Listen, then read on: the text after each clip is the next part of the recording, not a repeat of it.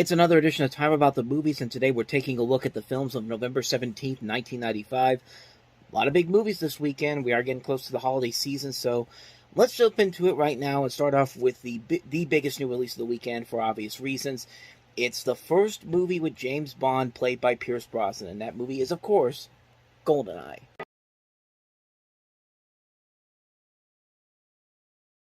So I may have mentioned this when I did License to Kill in 1989. Uh, Pierce Brosnan was actually supposed to replace Roger Moore, but unfortunately he was stuck in a contract with NBC. NBC wouldn't let him out of his contract with Remington Steele, so they had to scramble to find a new person to take over, and that was Timothy Dalton, who took over for two movies with The Living Daylights and License to Kill, probably two of the more underrated James Bond movies. I don't think anybody really gives Timothy Dalton his credit as James Bond, because a lot of what would eventually be shown in the Daniel Craig movies shows up in those movies, and I think they're very well done. I think they're very underrated films that deserve a lot more attention, but Pierce Brosnan now finally gets a chance to shine almost 10 years later, and some also notable things about this particular film is that because this was after License to Kill, the world politics had changed. This is the first James Bond movie to be produced since the fall of the Berlin Wall, the collapse of the Soviet Union, the end of the Cold War, and there was a lot of questions about whether or not James Bond could still be relevant in the modern world, and most people thought that it would be ridiculous to try to bring him back, and it's best to leave an icon in the past, but the people who made this movie had some ideas of how to do it. They could have gone with a period piece in the 1960s, a female 007, or a black James Bond, which really right now, with Daniel Craig now officially done with his films, that's pretty much where they might be going from there. I mean, you never know. Idris Elba could still end up being James Bond for all we know. But they decided to go back to the beginning of to what makes the series so unique, and it was seen as a successful revitalization they modernized it for a modern audience.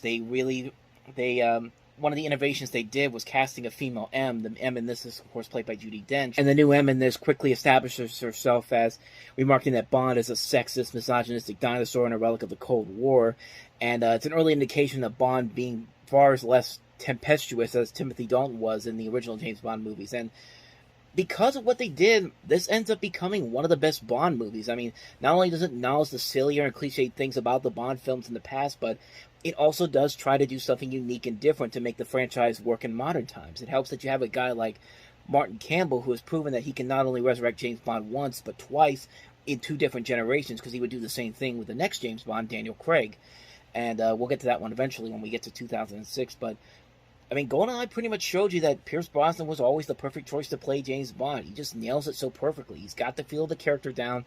He also shows the humorous side, but also in those he should have in this situation he gets himself into. But he can also play it straight. He can also play it in a serious role. And not only that, you got a great story. It kind of is the equivalent to Patriot Games because, of course, you have Sean Bean in here, and it kind of has that similar concept to it. Maybe it's just because he was the villain in that film as well, but the action overall is pretty damn good. The song by Tina Turner in the beginning is great. The supporting cast is terrific. It's just a great film. And I can't bring up GoldenEye without bringing up the GoldenEye video game. Even though I didn't have the Nintendo 64, I had friends that had the N64. And we had a good time playing that one. And needless to say, that's one of the best movie adaptations of a video game ever. Video game adaptations of a movie ever, I should say. But, like I said, GoldenEye perfectly sets up Pierce Brosnan's Bond films on the right note. Everything's working in the right direction. They did a great job of bringing them into modern times.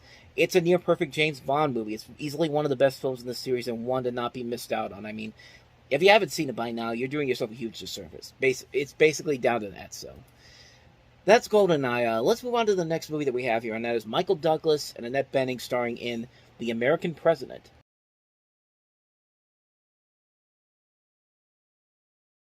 So, of course, Rob Reiner's previous film was the infamously Bad North, but here's what happens when you take a pretty solid ensemble cast and actually make a really damn good movie out of it. And Rob Reiner really redeemed himself after North, and he makes a pretty enjoyable romantic comedy with a concept that's very interesting. Like, you have a president here who's a widower. I mean, that's something that you don't ever see in movies, honestly.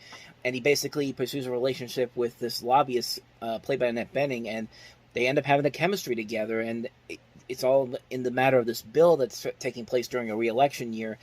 Just a great cast overall. Michael Douglas, Annette Bening, Martin Sheen, David Paymer, Samantha Mathis, Michael J. Fox, John Mahoney.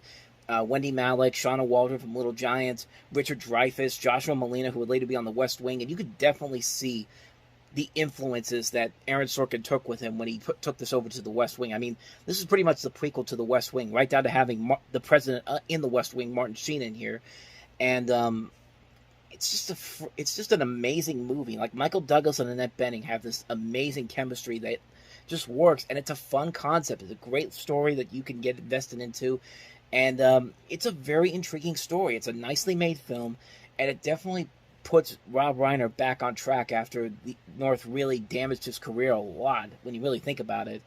But this is a nice return for him. It's a nice return for him. He gets a lot of great performances out of this. It's one of the best movies that came out in '95. It's a movie that has its heart in the right place. It's a fun movie. It's a great film. That also can be seen as a mainstream romantic comedy that works really well. I love this movie, man. I think this is a fantastic film. That's The American President. So let's move on to the next movie that we have here, and that is the Olsen twins in their feature film debut, It Takes Two, with Kirstie Alley and Steve Guttenberg.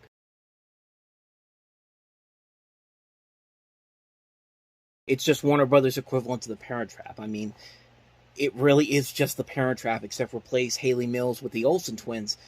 And it's not a very good movie, honestly. Like, especially when you consider that 3 years later, Disney would actually make a really good Parent Trap remake with Lindsay Lohan in dual roles. But we'll get to that eventually. But honestly, this is a movie that obviously did a whole lot better on video, because that's where Mary-Kate and Ashley Olsen really had their empire after Full House had ended. Full House had just ended the spring before, and they had already been successful in the video market. And you could make the argument that Warner Brothers was testing to see whether or not these two could actually make it as featured movie stars. But like I said, the video series that they had was much more successful than the movie career that they had. I mean, it's not a bad idea to try to do this, but again, it's just The Parent Trap, except you don't have to use special computer technology to put one person in another role. You have two twins who are the same people in the same role. I mean, it's just The Parent Trap all over again, and not a very good version. I mean, some people may say it's also kind of similar to The Prince and the Pauper too, but come on, it's The Parent Trap. I mean, it's literally The Parent Trap in this specific case. And I won't say it's a bad movie, because Mary-Kate and Ashley Olsen are trying, as are Kirstie Alley and Steve Guttenberg, but the chemistry just isn't there, and you don't really like any of these people, honestly. They're just kind of obnoxious for the sake of obnoxiousness, and this director has done a lot of great movies later on in his career. I mean, he did Fools Rush In, which is a very underrated comedy. Sweet Home Alabama is a fun little romantic comedy, so was Hitch. But then again, after that, his career kind of tailed off a little bit with Fools Gold and the Bounty Hunter, so maybe he's not as great as I gave him credit for, yeah, you see what there is on there. It's just The Parent Trap. It's just The Parent Trap, except it's done by Warner Brothers and replaced Haley Mills with the Olsen twins, and it's passable, but it's nothing too spectacular. It's not like, you can tell that Warner Brothers knew that Mary-Kate and Ashley Olsen were going to be more successful on video, and that's why most of their movies went to video. And then the one other time they tried to get a big screen movie out of them was New York Minute, and that, of course, failed miserably. But we'll get to that in about 9 years from now, when we get to 2004. But anyway, that's It Takes Two. So let's move on to the last movie that we have here, and that is Jack Nicholson starring in Sean Penn's directorial effort, The Crossing Guard.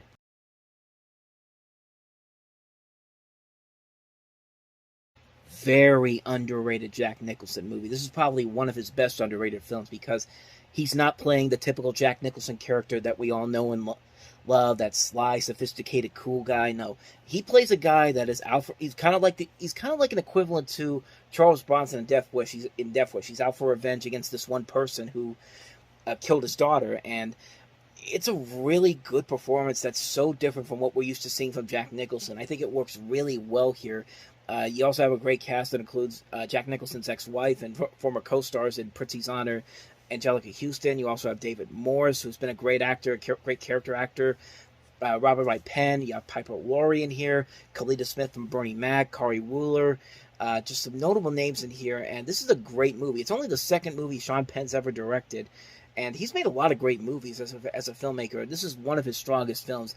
Definitely a very underrated thriller. I really enjoyed this movie a whole lot. If you haven't seen The Crossing Guard, definitely check it out. You're going to see one of Jack Nicholson's strongest performances ever. Great film. Can't recommend it enough. Crossing Guard, definitely check it out.